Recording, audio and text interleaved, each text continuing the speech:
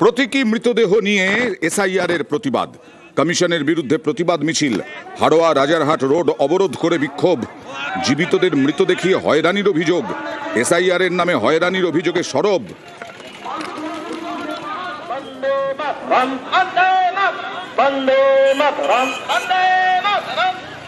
অপরিকল্পিত এসআইআরের বিরুদ্ধে লড়ছিল, অপরিকল্পিত এসআইআরের বিরুদ্ধে লড়ছিল। আর বিএলওকে ধমক মন্ত্রীর, বিএলওকে ধমক মন্ত্রীর। মুর্শিদাবাদে এক বিএলওকে ধমক, মুর্শিদাবাদের রঘুনাথগঞ্জে বিএলওকে ধমক মন্ত্রীর। শুনানি কেন্দ্রে ঢুকে বিএলওকে ধমক দেওয়ার অভিযোগ। দেখুন, বিজেপি দালালি করতেছেন নাকি এখানে? আমি লোকাল লেভেল মিনিস্টার, তারপরে আমাকে আর্গুমেন্ট করছি। আপনাকে ক্লিয়ার করে যাচ্ছি বিডিও সাহেব, সুপ্রিম কোর্টের জাজমেন্ট যা আছে, আপনার অফিসারকে ক্লিয়ার ইনস্ট্রাকশন দেন। আমি আধ ঘন্টা পর যদি অন্য কাউন্টারে দেখি যে ভুলভাল হচ্ছে, তাহলে কিন্তু কাউকে বেরোতে দেবো না। আমি মানুষকে এইভাবে বিএলওকে ধমক আখরুজ্জামানের। আপনার আধিকারিককে ভিডিওর সামনেই ধমক বিদ্যুৎ প্রতিমন্ত্রী আখরুজ্জামানের। শুনানিতে রিসিভ কপি নেই কেন? রিসিভ কপি দিতে হবে সুপ্রিম কোর্টের নির্দেশ অনুযায়ী, এটাই বলতে চাইছেন মন্ত্রী। I am not your servant. You check your higher authority. আপনি নিজে কাজে ঘাটতি করছেন, লোককে হয়রানি করছেন, আর বড় বড় কথা বলছেন। বিজেপি দালালি করতেছেন নাকি এখানে?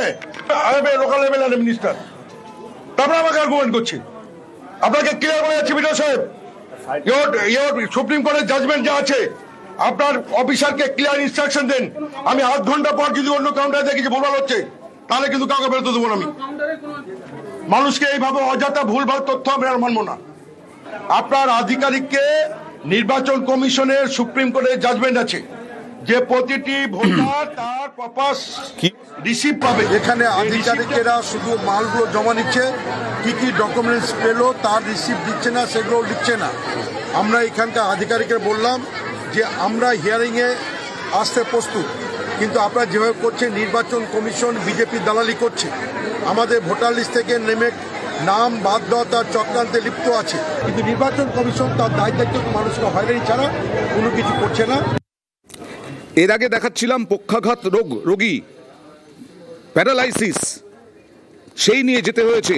আর এবার দেখুন হুগলির শ্রীরামপুরের বাসিন্দা সাম্য, তাকে সেরিব্রাল পলসি রোগী, সে হাঁটতে পারেন না, সঙ্গী হুইল চেয়ার। তিনিও বুধবার শুনানিতে।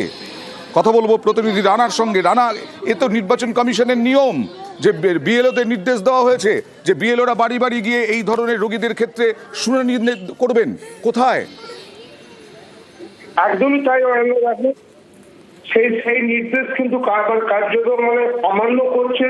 কারণ আজকে দেখা গেল যে চিত্রটা শ্রীরামপুরে এই যে একজন অসুস্থ, যে শারীরিকভাবে বিশেষভাবে সক্ষম, সেই ছেলেটিকে পর্যন্ত হিয়ারিং এ ডাকা হয়েছে, কিন্তু তাকে কেন ডাকা হয়েছে সেই নিয়ে কিন্তু কোনো সাউথ করতে পারেনি। তার পরিবারের অভিযোগ যে এইভাবে তার ছেলেকে এই অসুস্থ অবস্থায় হুইল চেয়ারে বসিয়ে তাকে নিয়ে আসা হয়েছে এবং তার হিয়ারিং এ কোনো কাজই হয়নি। বেশ, বিএলওর দায়িত্বটা কি? বিএলও কি বলছেন? এখনো পর্যন্ত কোনো রকম কোনো তার বক্তব্য নেই। সঠিক কারণটা পরিষ্কার আমাদের কাছে কিছুই নয় যে কেন ডাকা হয়েছে, শুধু বলেছে কিছু একটা অমিল পাওয়া গেছে। এই অবস্থাতে একটা ছেলেকে কেন, যার 50% সেইভাবে বলছে, তাকে কেন ডাকা হলো আমার কাছে পরিষ্কার নয়। ডকুমেন্টস যা যা বলেছেন সব দিয়েছি। তো যেহেতু ওর বাবার নাম দেওয়া আছে, আমাকে বলা হলো ওর বাবার একটা ডকুমেন্টস লাগবে।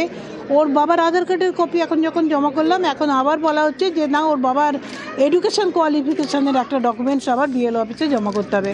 Very much harassed.